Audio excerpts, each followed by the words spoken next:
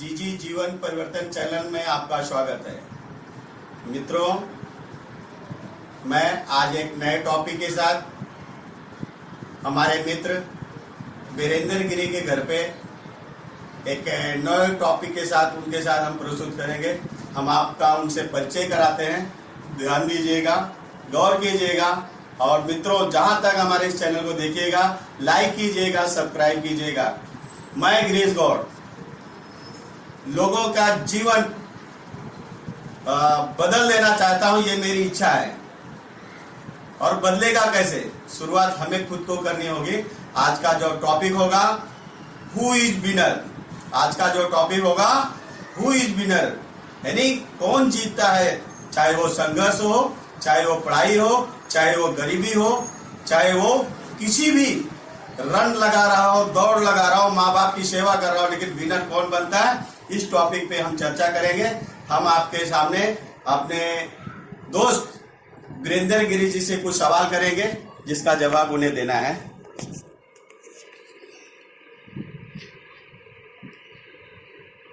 Good evening sir. बोलिए sir, आपका नाम? वीरेंद्र गिरी है sir. Thank you Giri Maharaj जी। और काफी दिनों के बाद आपसे मेरी मुलाकात हुई है और आपने इस छोटे से वीडियो के लिए सहयोग किया है। हम पहले तो आपसे यह जानना चाहते हैं कि आपके जीवन जीने की जो कला है वो कैसे आपने शुरू की। चलिए बोलिए आप। हमने प्रभु के सहारे जीना शुरू किए हैं और प्रभु को ही मानते हैं, भोलेनाथ को। उन्हीं के सहारे जो है सारे मेरे काम हो रहे हैं और उन्हीं के सहारे हम जीना चाहते हैं। देखिए मित्रों, अभी आपने सुना है कि ईश्वर पे इतना बड़ा भरोसा है कि उनके सहारे वो सारे काम कर रहे हैं। अब हम आपको बताना चाहते हैं कि उनके 5 बच्चे हैं, पत्नी है, फैमिली है, जिनका पालन पोषण करना एक साधारण आदमी का काम नहीं होता। लेकिन उन्होंने बहुत अच्छी भली भांति उनको पढ़ाया लिखाया, उस कामयाब बनाया जिसकी उन्हें जरूरत थी। लेकिन आज मित्रों मैं उनसे थोड़ा और कुछ जानना चाहूंगा, क्योंकि परवरिश में अगर कोई प्रॉब्लम हो जाता है या कोई आगे पीछे हो जाता है तो बच्चों का रिप्लाई क्या रहता है माता पिता के प्रति, ये मैं आपसे जानने की कोशिश करता हूं। बोलिए सर। बच्चे बहुत अच्छे हैं, अपने अपने सही जगह पे सब काम कर रहे हैं, कमा रहे हैं, खा रहे हैं, अपने बच्चों का देखभाल भी कर रहे हैं, उन लोगों को पढ़ाई लिखाई भी करा रहे हैं। कोई तकलीफ नहीं है सर। ये सारे भोलेनाथ की बड़ी कृपाएं हैं और भोलेनाथ से यही प्रार्थना है कि इसे ही आगे बनाए रखें। बहुत अच्छी बात है। गिरी महाराज जी, मैं आपसे पूछना चाहता हूं कि आज के टॉपिक है हु इज विनर। हर संघर्ष में कौन जीतता है? हर संघर्ष में भगवान की कृपा से मनुष्य जो है, जो माता पिता को मानते हैं, जानते हैं, वही जीतते हैं। दूसरा कोई नहीं जीतने वाला है दुनिया में। बहुत अच्छी बात। लोग क्या करते हैं? गया जाते हैं, बनारस जाते हैं, बद्रीनाथ जाते हैं, चारों धाम करते हैं, लेकिन ये बताना चाहते हैं कि जो घर में माता पिता हैं वो चारों धाम नहीं, 8 पुराण हैं जी। 3 लोक है, 9 खंड है, जिनको जानना आसान नहीं है क्योंकि वो मानव शरीर पे है। आपने देखा होगा, आप किसी मंदिर में जब जाते हैं तो मंदिर का पुजारी उसका इंतजार करता है कि कोई भक्त आएगा तो मेरी रोजी रोटी चलेगी। लेकिन जो भक्त जाता है वो सोचता है मैं भगवान के चरणों में कुछ अर्पित करूंगा तो शायद मेरा रोजगार चलेगा। एक दूसरे के विश्वास के लिए इस तरह का आवागमन होता है। भक्त चाहता है कि मैं भगवान के मंदिर में जाकर के पूजा करूंगा, कुछ द्रव्य अर्पण करूंगा तो हमारी रोजी रोटी चल जाएगी, मुझे रोजगार हो जाएगा, मेरे बिजनेस चल जाएंगे, मेरी नौकरी लग जाएगी। लेकिन वहां बैठा पुजारी उस पे भरोसा नहीं करता जिस मूर्ति की वो सेवा करता है। वो आने वाले भक्त के पे भरोसा करता है। कोई अच्छा भक्त आएगा तो थोड़ा ज्यादा चढ़ाएगा, कोई गरीब भक्त आएगा तो कम चढ़ाएगा, लेकिन भक्त आएगा तो ही मेरी दाल रोटी चलेगी। ये हम आप सबको बताना चाहते हैं। तो भक्त कौन होता है? जो जीता जागता होता, जो चल फिर सकता, वो भक्त होता है।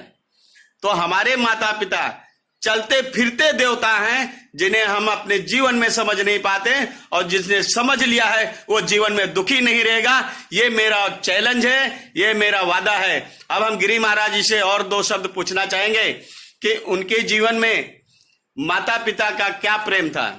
हमारे जीवन में माता पिता का हमारे ही आशीर्वाद वही चल रहा है, जो उन्होंने प्रेम दिया है, आशीर्वाद दिया है, उसी के बदौलत आज जो है सारे कुछ चल रहे हैं।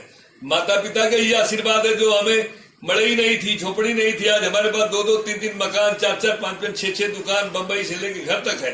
वो माता पिता का आशीर्वाद है, उन्हीं के आशीर्वाद से सब कुछ चल रहा है। बकिया दूसरा कुछ मुझे भगवान की कृपा से और भोलेनाथ की कृपा से ही प्रदान हुआ है। परम पिता परमात्मा कण कण तेरा वास, करण करावन हार तू सब कुछ तेरे पास। हे परमात्मा, सब कुछ तेरे पास है। गिरी महाराज ने सब चीज को अर्पण कर दिया है, और इन्होंने बता दिया है कि माता पिता की जितनी सेवा कर सकोगे जीवन में दुखी नहीं रहोगे। लेकिन आज के युग में क्या हो रहा है, आज के युग में बच्चे अपने माता पिता से कैसा बर्ताव कर रहे हैं, बहुत लोगों से गिरी महाराज मिले होंगे, उसके बारे में जानना चाहता हूं कि देश दुनिया में क्या चल रहा है। देश दुनिया में तो यही चल रहा है, माता पिता को ध्यान नहीं दे रहे हैं, बीबी पे ज्यादा भरोसा कर रहे हैं, बीबी पे ही सारा विश्वास लुटा रहे हैं, माता पिता को देखना भी नहीं चाहते हैं। यही हमारे जो है कहने का मतलब है। लेकिन माता पिता को चाहने वाला ही सुखी। बहुत सही बात है। जब हम स्कूल कॉलेज कंप्लीट करते हैं, एक आध्यात्मिक आश्रम में जाते हैं, तो एक गुरु जब करते हैं तो गुरु एक शिक्षा देता है, और क्या कहता है कि अपनी कमाई का, अपनी इनकम का 10वां हिस्सा गुरु आश्रम में देना, बेटा सुखी रहोगे। लेकिन हम इस देश से कहना चाहते हैं, इस देश दुनिया से कहना चाहते हैं, हर नौजवानों से कहना चाहते हैं, हर बच्चों से कहना चाहते हैं, मेरी दिल भरी आग्रह है कि घर में जिसने तुमको जन्म दिया है माता पिता, अरे आप उन्हें अगर 5% भी दे देंगे तो भगवान तुम्हारे दरवाजे पे खड़ा होकर तुम्हें अग्रसर करने के लिए खटखटाएगा और बोलेगा बेटा क्या चाहिए। ये मेरा जिगरी दावा है, और मैं कहना चाहता हूं गिरी महाराज से कि और ही हमारे इस देश में, हमारे इस परिवार में, और हमारे जो नवयुवक बच्चों हैं उनको क्या संदेश देना चाहेंगे आप। संदेश देना चाहेंगे कि अपने माता पिता का सेवा करें, अच्छी तरह से देखभाल करें, हर समय सुबह से शाम तक एक बार उनको जरूर याद करें, अगर दिन भर समय मिलते तो जरूर 2-4 बार करें। यही मेरी आग्रह और प्रार्थना है बच्चों से कि माता पिता को अगर चाहोगे, सच्चे मन से चाहोगे, तुम्हें किसी चीज की कमी नहीं पड़ेगी, कोई तकलीफ नहीं आएगी, और माता पिता को नहीं चाहोगे तो सारे दुख है। बहुत सही बात। अब मैं उसमें थोड़ा सा विश्लेषण करना चाहूंगा कि माँ बाप से बच्चों में नाराजगी क्यों आती है। अब आप बता दीजिए कि जो आज बच्चा है वो एक दिन बाप बनता है ना, तो आप अपने बच्चे से प्रेम कर रहे हो तो उतना ही प्रेम आपके बूढ़े माँ बाप ने आपके साथ किया था, वो आप भूल गए। आज उन्हें अपने बच्चों का प्रेम दिखाई दे रहा है कि उन्हें पालना है। अरे लेकिन पहले तुम पाले गए थे, तब आज तुम बच्चों को पाल रहे हो। जिन्होंने तुम्हें पाला था उनकी याद क्यों नहीं कर रहे हो। और मैं और एक नई चीज बताता हूं, आज के नौजवान, अमीर लोग, उच्च श्रेणी के लोग क्या करते हैं, कुत्ता पाल लेते हैं और कुत्ते को सुबह शाम घुमाने के लिए जाते हैं। कुत्ते को सुबह शाम घुमाने के लिए ले जाते हैं, उसको लगाने के लिए शैम्पू, खाने के लिए बिस्किट, काजू बादाम तक प्रोवाइड करते हैं। उसको जरूरत है तो नॉनवेज भी खिलाते हैं। लेकिन कुत्ता क्या करता है, जरूरत पड़ती है तो सिर्फ भूखता है, दूसरा कुछ नहीं करता है। लेकिन उन बूढ़े माँ बाप को, उनको जो कुत्ते को रोज 2 शैम्पू लगता है, उनको हफ्ते में 1 शैम्पू दिया तो दुआ देने बगैर वो रुकेंगे नहीं।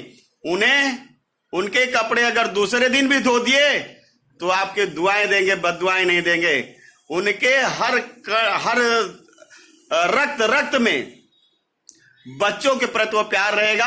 आप उन्हें कभी खाना भी नहीं दें फिर भी वो आपको दुआ देने से बगैर वंचित नहीं रहेंगे। लेकिन मैं कहता हूं कि जो माँ बाप अपने बच्चों से क्रोधवश दूर हो जाते हैं तो उनके श्राप से भगवान भी नहीं रुका सकता है, उन्हें अपने कर्म को भुगतना पड़ता है, क्योंकि कर्म सबसे महान होता है, भगवान से भी बढ़कर है कर्म।